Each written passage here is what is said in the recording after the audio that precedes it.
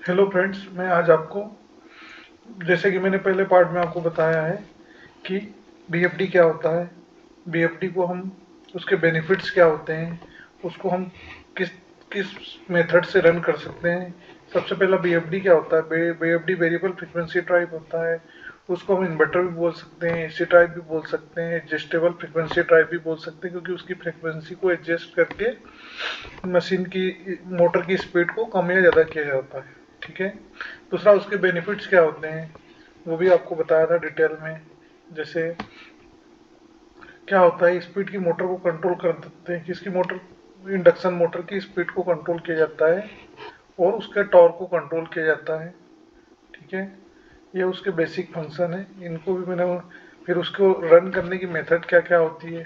एक तो local switch से होती है, दूसरा रिमोट से होती है, तीसरा पीएलसी कम्युनिकेशन से होती है। तो उसका सारा मैंने आपको डिस्क्रिप्शन बताया था। आज हम types of BFD to input voltage, types of BFD according to input voltage और अकॉर्डिंग टू इनपुट फेज, दो टाइप के बीएफडी होते हैं, according to input phase, according to input voltage. पहले हम अकॉर्डिंग टू फेज देखेंगे। Input phase, single input phase, single phase input और three phase input. Single phase input BFD क्या होता है, जिसमें हम 230 वोल्ट इनपुट देते हैं और ड्राइव का जो आउटपुट है वो थ्री फेज ही होता है, 415 वोल्ट। ठीक है। जैसे यहाँ पे टर्मिनल में डिस्क्रिप्शन में दिखाया हुआ है कि एल और एन, ये क्या है, लाइन एंड न्यूट्रल है, जो सिंगल फेज इनपुट हम देते हैं जिससे ड्राइव का ऑन होती है और हमें आउटपुट में थ्री फेज आउटपुट ही मिलता है, जो मोटर को हम कनेक्टेड करते हैं। कौन सी मोटर को, इंडक्शन मोटर को। ठीक है। और उसी की पावर की फ्रीक्वेंसी को कंट्रोल करके उसकी स्पीड को इंक्रीज, डिक्रीज, वेरी या एडजस्ट किया जाता है। ठीक है। सब बेसिक फंक्शन सभी ड्राइव के एक ही हैं, उनकी डिजाइन अलग अलग तरीके से होती है। ठीक है। थ्री फेज इनपुट बीएफडी, दूसरा है जो हमारा drive input voltage three phase रहेगा, जिसमें आर एस टी, ये क्या होगा, हम यहाँ पे थ्री फेज इनपुट वोल्टेज देंगे और हमारा जो आउटपुट होगा वह थ्री फेज आउटपुट वोल्टेज होगा। ठीक है। मतलब इनपुट भी थ्री फेज होगा, आउटपुट भी थ्री फेज होगा। जैसे आर एस टी है तो हम यहाँ पे आर बाय बी, मतलब जो होता है, इसको हम बोलते हैं कॉमन लैंग्वेज में, लेकिन यहाँ पे इसको डिनोट किया जाता है आर एस टी से। ठीक है। तो यहाँ पे हम 415 वोल्ट इनपुट देंगे तो हमें आउटपुट भी 415 वोल्ट मिलेगा, और जो उसको पावर देंगे उसकी फ्रीक्वेंसी को एडजस्ट करके, वेरी करके, फिर मोटर की स्पीड को कंट्रोल किया जाएगा। फ्रीक्वेंसी के साथ वोल्टेज भी वेरी होता है, मतलब वोल्टेज और फ्रीक्वेंसी दोनों को सिंक्रोनाइज करके ही मोटर की स्पीड को कंट्रोल किया जाता है। अगर नहीं करेंगे तो मोटर स्मूथली ऑपरेट नहीं होगी, इसलिए दोनों को ही कंट्रोल करके इंडक्शन मोटर की स्पीड को कंट्रोल किया जाता है। अब बेसिक कंट्रोल बाय बीएफडी, जो बेसिक फंक्शन है वो बीएफडी किसको कंट्रोल करता है, एक तो स्पीड को करता है जो मैंने पहले भी बताया है, दूसरा टॉर्क। ये दो बेसिक फंक्शन है। तो अब हमें इंडक्शन मोटर को भी समझना पड़ेगा कि इंडक्शन मोटर क्या होती है। Basic function of induction motor. Induction motor क्या करती है, इलेक्ट्रिकल एनर्जी को मैकेनिकल एनर्जी में कन्वर्ट करती है। जो हम पावर देते हैं इंडक्शन मोटर को, तो वो क्या करती है, इलेक्ट्रिकल एनर्जी को मैकेनिकल एनर्जी में कन्वर्ट कर देती है, और फ्रीक्वेंसी डायरेक्टली प्रोपोर्शनल होती है स्पीड के। जैसे फ्रीक्वेंसी घटेगी वैसे स्पीड घटेगी, जैसे फ्रीक्वेंसी धीरे धीरे इंक्रीज होगी वैसे मशीन की स्पीड, मोटर की स्पीड धीरे धीरे बढ़ेगी। ठीक है। Motor to given three phase to electro, जब मोटर को थ्री फेज इनपुट देते हैं तो उसमें क्या होता है, इलेक्ट्रोमैग्नेटिक फील्ड जनरेट होता है। जो इलेक्ट्रोमैग्नेटिक फील्ड जनरेट होता है उसी के कारण ये मोटर घूमती है, मतलब रोटर घूमता है। किसके कारण, इलेक्ट्रोमैग्नेटिक फील्ड जनरेट होता है। ईएमएफ जनरेट होता है इसीलिए, ठीक है। जो हम सप्लाई देते हैं उसके कारण इलेक्ट्रोमैग्नेटिक फील्ड जनरेट होता है, उसी के कारण मोटर घूमती है, ठीक है। और इसके बेसिक पार्ट क्या है? एड शील्ड होता है, रोटर होता है, बेरिंग होते हैं, कॉइल होती है, स्टेटर होता है, फ्रेम होती है, bearing, end shield, fan, fan guard, ये सब इसके पार्ट हैं। इसमें मेजर पार्ट्स क्या हैं? स्टेटर है, कॉइल है, रोटर है, बेरिंग्स हैं जो इसके सपोर्ट करते हैं, फैन का क्या काम है? इसको कूलिंग करता है। ये सब इसके बेसिक पार्ट है जो आपने देखे भी होंगे और आपको समझ में भी आता होगा। अब मोटर का आरपीएम फार्मूला क्या होता है? नो लोड पे RPM formula equal to frequency into 120 divide number of poles, ये रिवॉल्यूशन पर मिनट में है। दूसरा, आरपीएम स्लिप क्या होता है? आरपीएम इंटू स्लिप रेटिंग, ये उसका फार्मूला है। RPM minus RPM slip equal to full load RPM है। और आरपीएम स्लिप क्या होता है? Full load RPM minus no load RPM, ये इसके सब फार्मूले हैं, ठीक है। दूसरा, सिंक्रोनस स्पीड किसको बोलते हैं? Synchronous speed is the speed of revolution of magnetic field in the stator winding of motor. मतलब जो स्टेटर की वाइंडिंग में हमने पावर दी, उसमें जो मैग्नेटिक फील्ड जनरेट हुआ, जिसका मतलब स्पीड, उस स्पीड को हम सिंक्रोनस स्पीड बोलते हैं, ठीक है। और जिस मैग्नेटिक फील्ड जनरेट हुआ उसके कारण रोटर की जो मूवमेंट हुई, जो स्पीड रोटर की मतलब मूवमेंट हुई, उसको हम रोटर स्पीड बोलते हैं। तो क्या होगा? मैग्नेटिक फील्ड जनरेट होगा, उस स्पीड को हम क्या बोलेंगे? Synchronous speed. और उस जब मैग्नेटिक फील्ड जनरेट होगा तो वहाँ पे कुछ लॉसेस भी होंगे, इसलिए रोटर स्पीड हमेशा सिंक्रोनस स्पीड से कम होगी। यहाँ पे उसका एक फार्मूला भी दिया है स्लिप स्पीड के लिए। Difference between the synchronous speed and the rotor speed is the known as slip speed, given by slip speed synchronous speed minus rotor slip is defined as the ratio of slip speed of the to the rotor speed, ठीक है। फार्मूले दिखाए गए हैं इसी, ताकि आपको समझ में आ जाए। अब wave form according to frequency, यहाँ पे देखिए पैटर्न दिखाए हैं वेव फॉर्म के अकॉर्डिंग टू फ्रिक्वेंसी। अगर 10 फ्रिक्वेंसी होगी तो देखिए उसकी वेव फॉर्म किस टाइप से बनेगी, ठीक है। ये जो है, इसमें जो टेक्निक यूज होती है वो pulse width modulation technique use होती है, जिससे उसकी फ्रीक्वेंसी को और फ्रीक्वेंसी को रिड्यूस करके उसकी स्पीड को कंट्रोल किया जाता है। तो यहाँ पे फ्रीक्वेंसी कम होगी तो उसका वोल्टेज भी कम होगा, ठीक है, जिससे मोटर की स्पीड को कंट्रोल किया जाता है। जैसे यहाँ पे 60 फ्रीक्वेंसी है और मोटर का आरपीएम 1400 है, 1400, तो क्या होगा? यहाँ पे जो फ्रीक्वेंसी, जो पल्स विड्थ मॉड्यूलेशन टेक्निक का यूज करके इसकी फ्रीक्वेंसी को रिड्यूस किया जाता है, तो यहाँ पे फुल स्पीड पर मोटर घूमेगी और उसको वोल्टेज भी जो जाएगा 415 वो फुल जाएगा, ठीक है। जैसे हम यहाँ उसकी हाफ कर दी तो यहाँ पे फ्रीक्वेंसी हाफ होगी तो उसके आरपीएम भी हाफ हो जाएंगे, प्लस उसका वोल्टेज भी हाफ ही मोटर को जाएगा, ठीक है। ऐसे ही 10 पे हमें उसको डिवाइड करके जो आएगा वो उस हिसाब से मोटर की फ्रीक्वेंसी जाएगी और उसी के हिसाब से वोल्टेज जाके उसके आरपीएम, उसी आरपीएम के अकॉर्डिंग मोटर घूमेगी,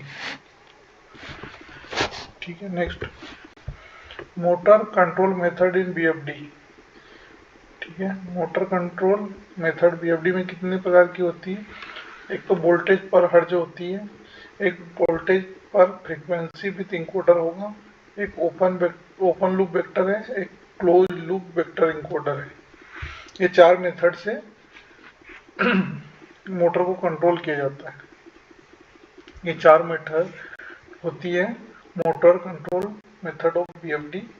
तो पहले हम वोल्टेज पर हर्ज मेथड और वोल्टेज पर हर्ज विथ इंकोडर मेथड के बीच में डिफरेंस को देखेंगे और इसके एप्लीकेशन को देखेंगे, ठीक है। VFD are use to control pumps, pin, conveyor belt and other types of machine in industrial plant. जहाँ पे हमें नॉर्मल एप्लीकेशन के लिए यूज करना है वहाँ पे हम वोल्टेज पर हर मेथड यूज करते हैं, जहाँ जो कंट्रोल करता है पंप्स को, फैन को, कन्वेयर को, ठीक है, जो रेगुलर इंडस्ट्रियल प्लांट में यूज की जाती है। मतलब यहाँ पे हमें ज़्यादा एक्यूरेसी की ज़रूरत नहीं होती, वहाँ पे इस मेथड का यूज़ किया जाता है। दूसरा, जहाँ पे इंकोडर वोल्टेज पर हर्ट्ज विथ इंकोडर मेथड कहाँ यूज़ की जाती है, जहाँ पे हमें प्रिसाइज मोटर स्पीड रेगुलेशन चाहिए होता है। तो क्या होता है कि मोटर की शाफ्ट में ये इंकोडर ऐड कर दिया जाता है और ये बीएफडी के टर्मिनल से कनेक्ट होता है।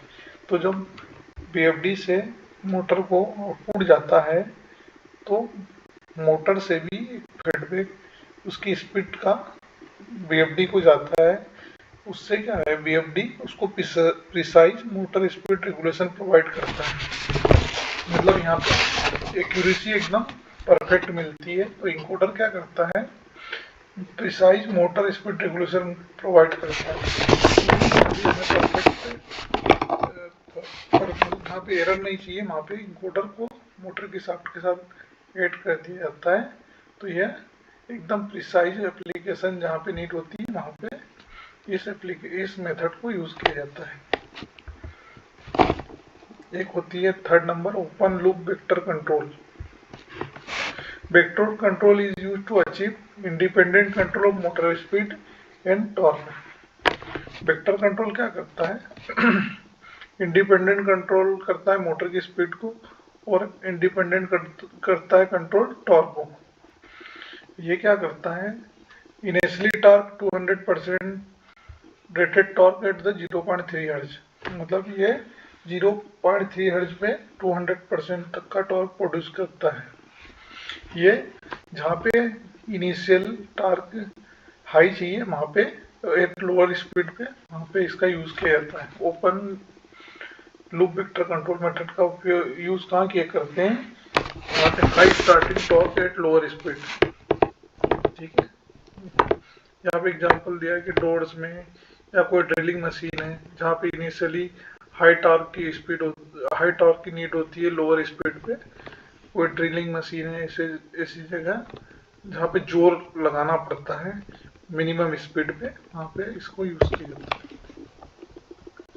Close loop vector drive control में क्या होता है, ये नेक्स्ट मेथड है close loop drive control. Drive use encoder feedback on motor shaft to measure exact position of speed of the motor shaft। ये इसमें क्या है, उस लगभग इसका टॉर्क सेम होता है और यह प्रिसाइज कंट्रोल के लिए इसमें इंकोडर ऐड कर दिया जाता है जिससे उसका एरर वैल्यू 0 हो जाए। ये इंकोडर ड्राइव को फीडबैक देता है actual position of the motor shaft. ठीक है, तो ये एक्चुअल पोजीशन देता है, उसी के अनुसार ड्राइव स्पीड को रेगुलेट करता है। ठीक है, ये भी इसका भी जो स्टार्टिंग टॉर्क होता है वो 200% होता है एट 0.3 हर्ट्ज फ्रीक्वेंसी पे। ये भी इनिशियल टॉर्क सेम है। अब वीवाई कंट्रोल मेथड में जो है, जो स्पीड कंट्रोल रेंज है 1:40 है। 60 हर्ट्ज मैक्सिमम फ्रीक्वेंसी पे 1:40 स्पीड कंट्रोल रेंज है इसकी। और drive using VF control can control motor down minimum ये 1.5 हर्ट्ज पर ही चल सकता है। जैसे वो 0.3 हर्ट्ज पे उसकी मिनिमम स्पीड है, इसकी 1.5 से इसको ज़्यादा डाउन नहीं किया सकता। ठीक है, नेक्स्ट है encoder. Encoder can be added be by hertz control scheme if BFD require more precise motor speed regulation. इसका उपयोग क्यों किया जाता है, जहाँ पे हमें प्रिसाइज मोटर स्पीड रेगुलेशन करना होता है। अब ये क्या एक्स्ट्रा जो चीज़ें होती हैं ये हम नॉर्मल एप्लीकेशन के लिए नहीं यूज़ करते, क्योंकि जो भी एक्स्ट्रा इस टाइप का जो ड्राइव होता है उसकी कॉस्टिंग भी ज़्यादा होती है और जितने मतलब इक्विपमेंट होते हैं ऐड होते हैं उनकी कॉस्ट बढ़ती जाती है। तो जहाँ हमें नॉर्मल एप्लीकेशन है वहाँ पे यूज़ नहीं करना है, जहाँ हमें प्रिसाइज कंट्रोल करना है वहाँ पे इसको यूज़ करना है। ठीक है, ठीक है। ओपन लूप वेक्टर कंट्रोल, जैसे ये बताया ये इंडिपेंडेंट मोटर की स्पीड को भी कंट्रोल करता है और टॉर्क को भी। और ये स्टार्टिंग में कितना 200% रेटेड टॉर्क प्रोड्यूस कर देता है 0.3 हर्ट्ज फ्रीक्वेंसी पे। जैसे वी बाई एफ कंट्रोल में क्या होता है, वो 1.5 हर्ट्ज से मिनिमम फ्रीक्वेंसी उसमें पॉसिबल नहीं है, लेकिन ये 0.3 हर्ट्ज फ्रीक्वेंसी पे भी इसका मतलब ऑपरेट हो सकता है, और वह स्टार्टिंग में इनिशियली 200% टॉर्क प्रोड्यूस कर सकता है। मतलब ये हैवी एप्लीकेशन में यूज होता है। ठीक है।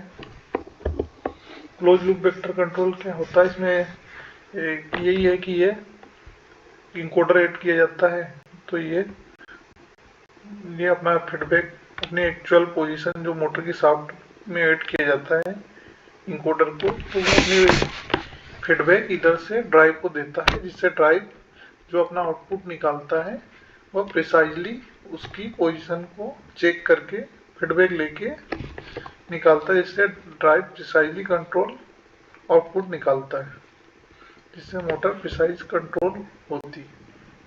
ठीक है। नेक्स्ट है टाइप्स इन कंट्रोल बीएफडी। ठीक है, 2 टाइप के कंट्रोल होते हैं, 2 wire control, 3 wire control. 2 wire में क्या होता है कि इसमें 2 टाइप की कमांड होती है, एक फॉरवर्ड एक रिवर्स। 2 वायर में क्या होती है, 2 टाइप की कमांड होती है, और इसमें स्टॉप करने के लिए कोई सेपरेट पुश बटन नहीं होता।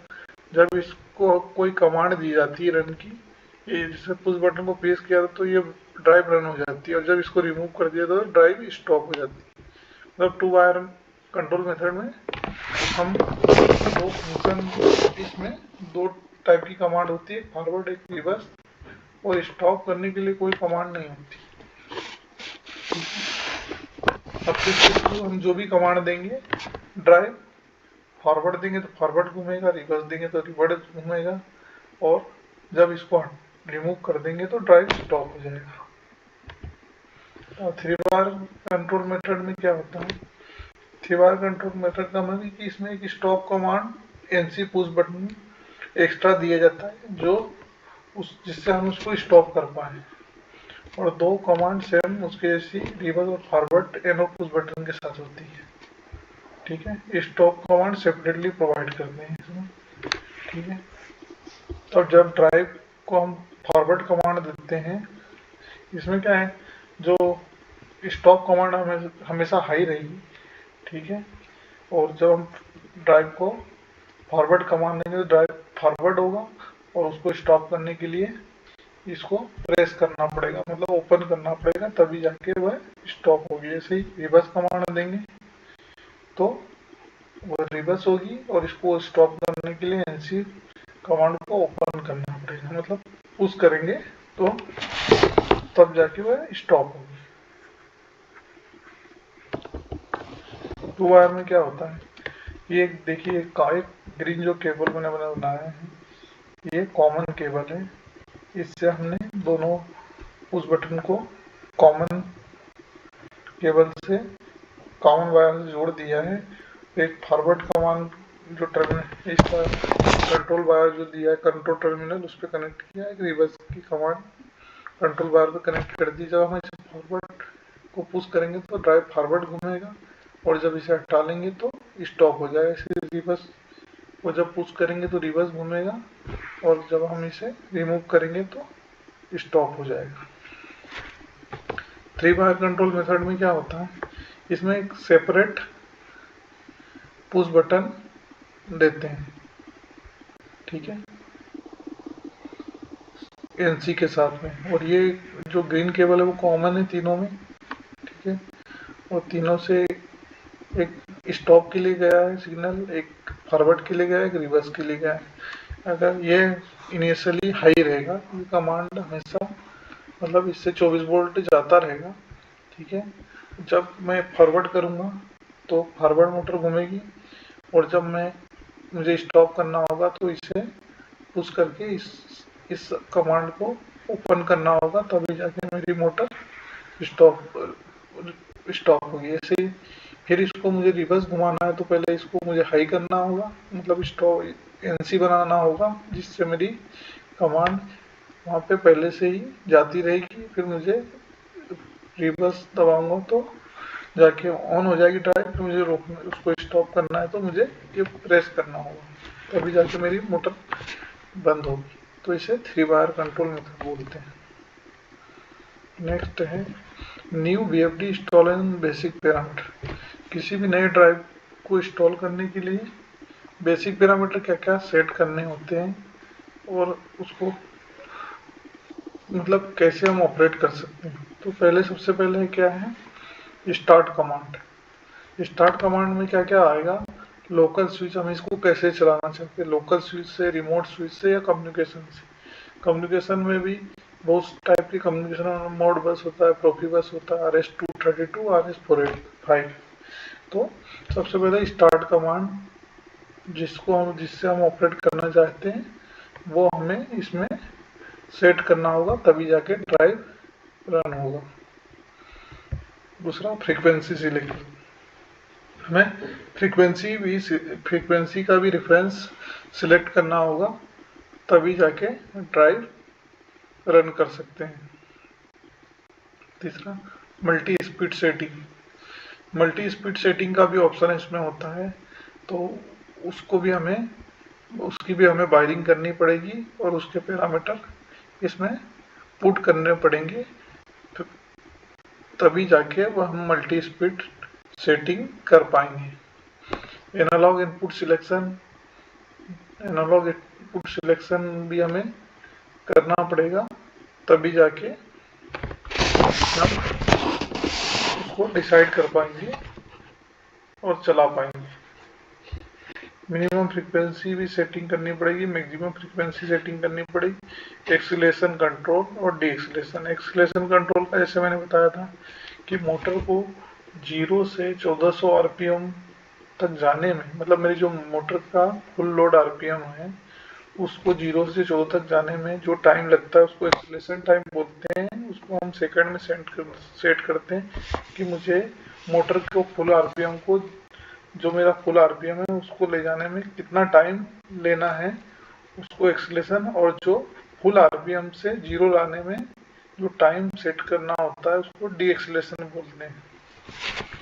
तो हमें अपने एप्लीकेशन के अकॉर्डिंग इस टाइम को सेट करना होता है, एक्सीलेशन एंड डी एक्सीलेशन। लेकिन मगर हमको इसका मीनिंग समझ में आना चाहिए कि हमारा इनिशियल टॉर्क कितना है, उसके अकॉर्डिंग एप्लीकेशन के हिसाब से हमें एक्सीलेशन और डी एक्सीलेशन टाइम सिलेक्ट करना होता है। अगर हम इसको भी मिसमैच करते हैं तो हमारा एप्लीकेशन फुलफिल नहीं होगा, उसमें एरर्स आ जाएगा। ड्राइव, अगर मैं एक्सीलेशन टाइम, इनिशियल टॉर्क बहुत ज़्यादा है तो मैं एक्सीलेशन टाइम को कम सेटिंग नहीं कर सकता, और कम कर दूंगा तो उसमें ओवरलोड या ऐसा कुछ फॉल्ट आ सकता है। ऐसे ही डी एक्सीलेशन का भी ऐसे ही है कि मैक्सिमम से मिनिमम लाने का भी एक टाइम होता है।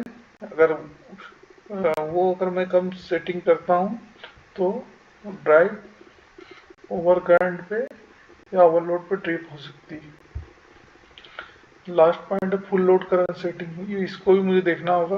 अगर मैंने अपनी मोटर का करंट 14 एम्पियर है और मैंने उसको कम सेट कर दिया तो वह फुलफिल नहीं होगी और ड्राइव रन होने से पहले ही ट्रिप हो जाएगी। ठीक है, ये उसके बेसिक पैरामीटर हैं इंस्टॉलेशन के। इसके बारे में मैं आपको प्रैक्टिकली बताऊंगा और मैनुअल में भी आपको समझाऊंगा ये पैरामीटर किस के अकॉर्डिंग सेट करने हैं, मैनुअल में इसको कैसे रीड करना है, हमें फ्रीक्वेंसी सिलेक्शन कैसे रखना है, लोकल स्विच से कैसे चलाना है, रिमोट स्विच से कैसे चलाना है, कम्युनिकेशन पीएलसी के थ्रू कैसे चलाना है, मल्टीपल स्पीड सेटिंग की वायरिंग कैसे करना है, लोकल स्विच की वायरिंग अभी जैसे आपको एग्जांपल में बताया था वैसे मैं आपको सारा प्रैक्टिकली भी करके दिखाऊंगा। एनालॉग इनपुट सिलेक्शन कैसे करना है, हमें लोकल पोर्ट से चलाना है या फिर रिमोट पोर्ट पोटेंशियोमीटर लगाना है, या पीएलसी के थ्रू फीडबैक देना है, मतलब एनालॉग सिग्नल के थ्रू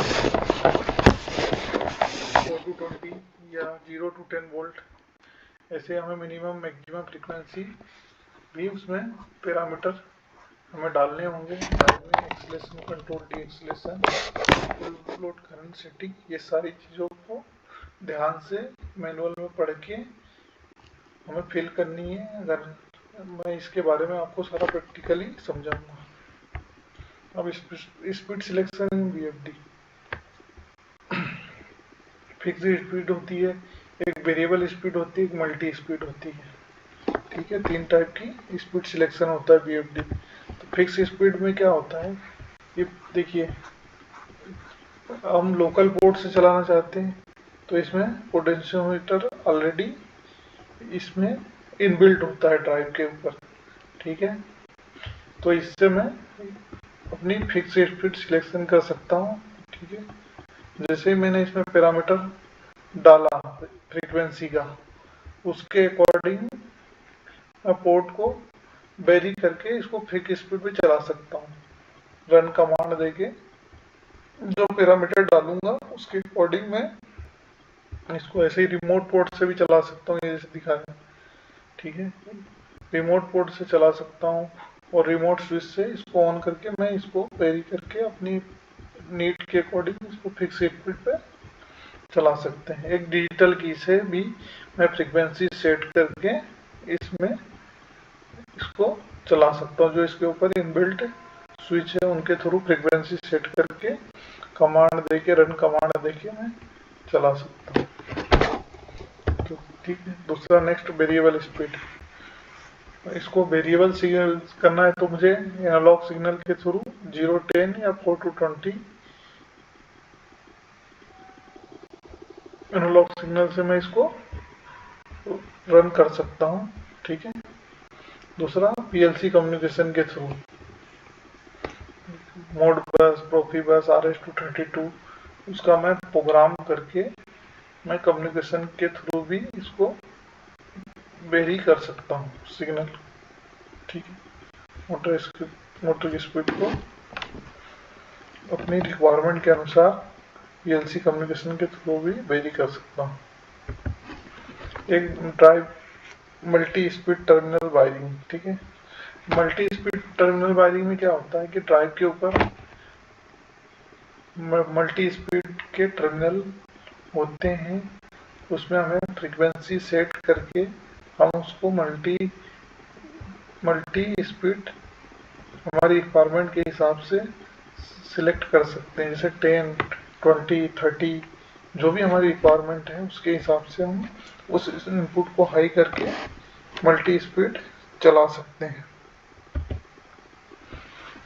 फ्रेंड्स, मैंने पार्ट 1 भी बनाया, उसमें बेसिक चीज़ें समझाई है और इसमें भी बेसिक चीज़ समझाने की कोशिश की। आपको ये समझ में आया तो प्लीज़ लाइक एंड सब्सक्राइब करें। मैं नेक्स्ट पार्ट और बनाने वाला हूँ, उसमें आपको सारी डिटेल में समझाऊंगा विद प्रैक्टिकली, पैरामीटर फिट करके मैनुअल में कैसे इसको रीड करना है वो सब कुछ डिटेल में बताऊंगा। Thank you very much.